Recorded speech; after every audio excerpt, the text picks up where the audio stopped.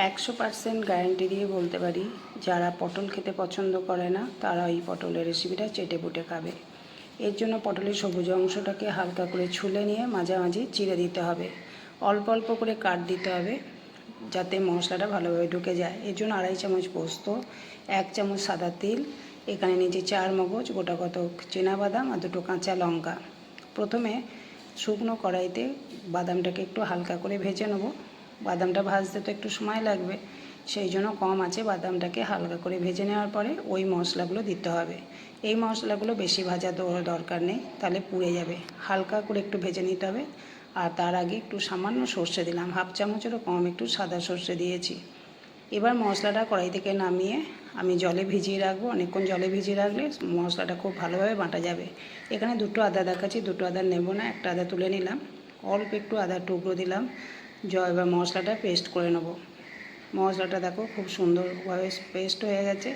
মশলাটা পাশে তৈরি করে রেখে সরিয়ে রাখলাম। এবার রেসিপিটা শুরু করা যাক। এখানে রেসিপিটা সাদা তেলে তৈরি করব।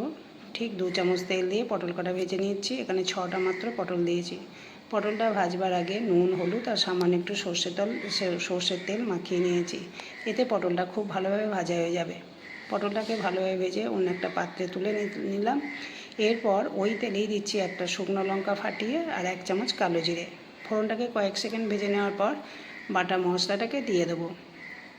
এই রেসিপিটা একদমই অন্যরকম একটা ইউনিক পটলের রেসিপি। একঘেয়েমি যখন পটল খেতে খেতে মানে আর ভালো লাগবে না পটল খেতে, তখন এই রেসিপিটা তোমরা একবার বাড়িতে বানিয়ে দেখতে পারো। এত সুন্দর একটা রেসিপি, এটা সবার পছন্দ হবে। আর রেসিপিটা সম্পূর্ণ নিরামিষ।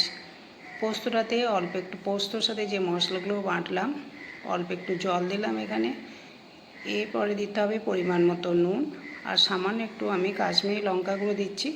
তোমরা কাশ্মীরি লঙ্কা গুঁড়ো স্কিপ করে দিতেও পারো, কারণ এটা না দিলেও চলবে। এটার জন্য টেস্টের কোনো হেরফের হবে না, শুধুমাত্র কালার হওয়ার জন্য অল্প একটু কাশ্মীরি লঙ্কা গুঁড়ো দেওয়া। খুব সহজ রেসিপি, নিরামিষ রেসিপি, সেই জন্য সামান্য একটু চিনি দিলাম।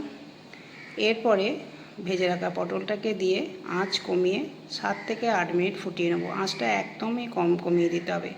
ঢাকা দিয়ে রান্না করব, মাঝে মাঝে ঢাকা খুলে নেড়ে চেড়ে নেবো। আমি তোমাদের 7 থেকে 8 মিনিট পর দেখাবো। দেখো, এটা আমি 8 মিনিট পর দেখাচ্ছি। গ্রেভিটা অনেকটাই কমে এসেছে। এখানে কিন্তু আর বিশেষ কিছু করার নেই। এখানে চেরা কাঁচা লঙ্কা কয়েকটা উপর থেকে ছড়িয়ে দিতে হবে।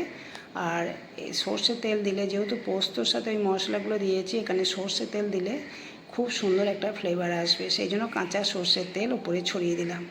এই রেসিপিটা গরম ভাতের সাথে শুধু একবার খেয়ে দেখবে, মারাত্মক টেস্ট, মারাত্মক টেস্ট। সত্যিই যদি এই রেসিপি তোমাদের পছন্দ হয়, ভিডিও শেষে লাইক এবং কমেন্ট করবে। আর নতুন বন্ধু এলে আমার চ্যানেলটাকে এগিয়ে নিয়ে যাওয়ার জন্য সাপোর্ট করো। ভিডিও দেখার জন্য তোমাদের অনেক অনেক ধন্যবাদ।